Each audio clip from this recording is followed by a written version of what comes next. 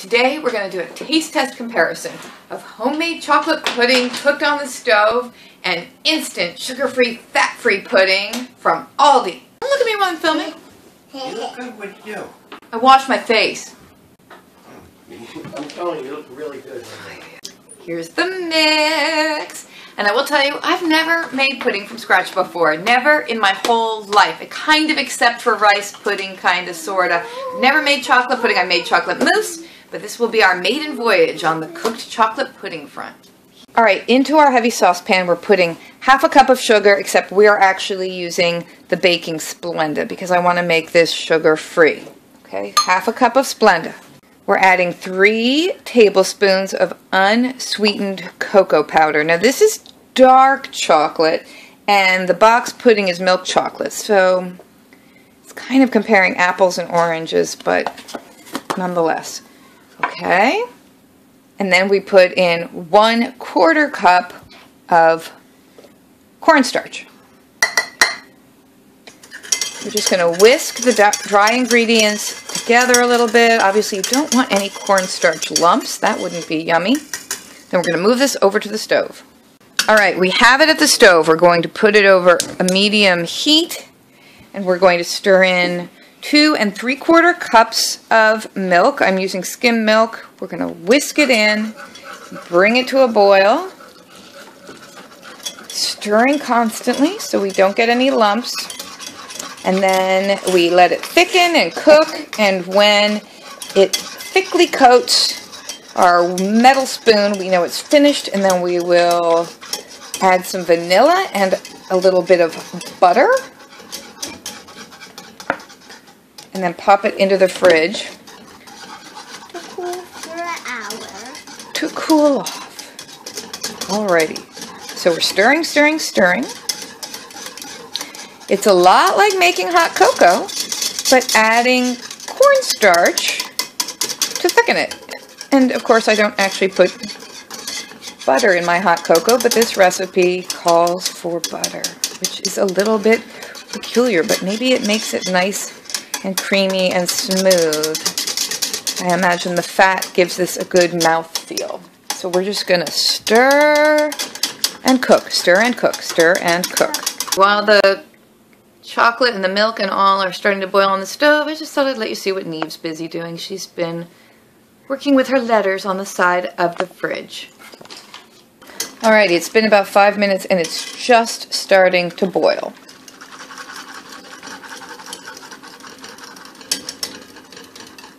Don't want it to boil over, and I don't want it to stick to the bottom of the pot. Ooh, this is getting really thick. Ooh, ooh, ooh, how cool. All right, let's see if it coats the metal spoon. Well, seems coated. All right, it seems thick enough, so we're taking it off the heat.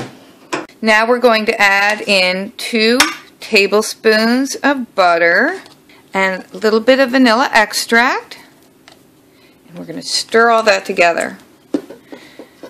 Now you can serve it warm, obviously not boiling hot like this, but you could serve it warm, but I am going to let it cool in the fridge, as the instant pudding will also be refrigerator cold, and I just think that will be nice. Though hot pudding on a cold winter day, that could be a pretty yummy thing. Wouldn't this hot pudding be like a really good sauce on top of pound cake? Oh my gosh, I'm gonna have to try that. That doesn't really sound like it's on my diet, but the butter and vanilla are all mixed in, so I'm just gonna put this in a bowl and pop it in the fridge. Whoa, that is so thick and smooth and amazing looking. All right, so we're just gonna whip up our instant pudding, put that in the fridge as well. All right, here are the 2 puddings. You can kind of tell which is which by the color, if you're in the know. All right, it's the Great Chocolate Pudding Taste Test of 2018. One is instant pudding from a box. The other, homemade pudding. You both have 2 bowls. You both have each kind of pudding. You can now taste them and tell us what you think. I can taste this one first. You can taste whichever one you want first. This one tastes. The thing is, this one tastes like real chocolate, and this one tastes like a different kind of chocolate. Well, you're very astute in your analysis. One is milk chocolate and the other is dark chocolate, so they're not the exact same kinds of chocolate in the pudding. They're both chocolate pudding. So you think the darker colored one is more jiggly. Is that what you're saying? Do you agree? You found the darker one to be more jiggly? I know before we started you were shaking the bowls. Does that mean you like it better or not as much, or it doesn't make a difference? How does the jiggliness figure into your assessment of the puddings? Well, this one doesn't really taste like real chocolate, but this one does. That's interesting. Well, what do you think? I think it's sort of like, I like both of them. Yeah. Me too, yeah. But I like one better than the other. Which one do you like better? I like this one better, but I'm eating this one all up, so I actually have this one to actually like have. To have. Saving the best for us. Do you agree? Do you like, you said that this one you thought tasted like real chocolate and this one did not. Do you like this one better? Alright, so you both like the pudding in the white bowl better. They're both shoveling in the pudding from the other bowl.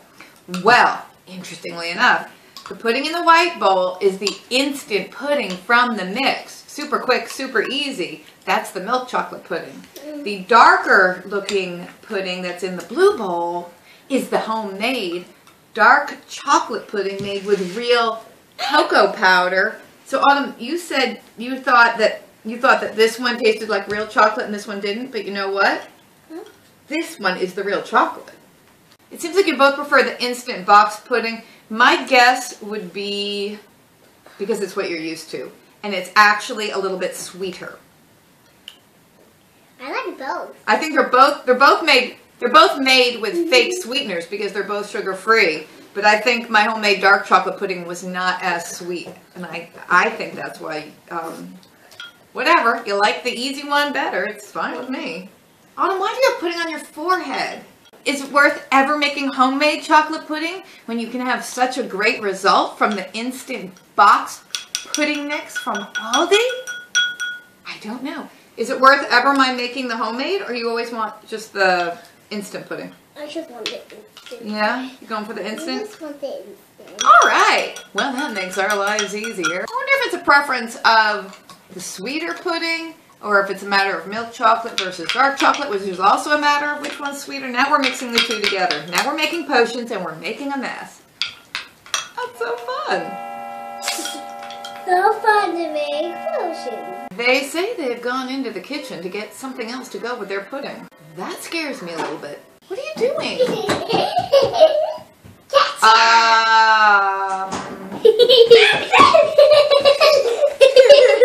Alright, I think before we add these to our pudding, it's time to say goodbye and wipe the chocolate off our faces. There you have it, folks. If you want more taste testing videos, well, click to subscribe and give us a thumbs up and leave some comments and share on social media. And you make some pudding too.